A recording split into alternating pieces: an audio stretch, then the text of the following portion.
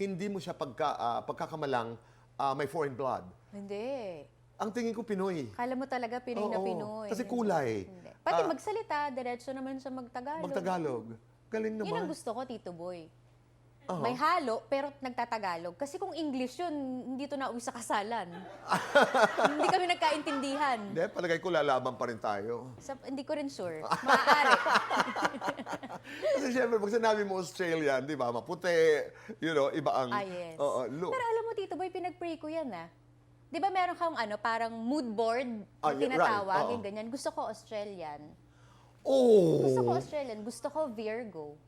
Virgo siya. September 7.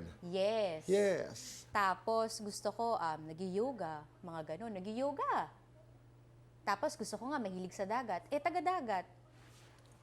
Noong una nga, hindi ko masyadong pinapansin pa kasi nga sabi ni Z, di ba? Oo. Baka ma-inlove ka, huwag mo munang bigyan masyado ng attention. Sabi ko, kalma. Tapos narinig ko, may nagtanong, kailan birthday mo? Tapos sumagot siya, September 7. Virgo. Umikot yung ulo ko, Tito Boy. Virgo ka? Ay, Oh. parang umano na ako, nag-invest na ako.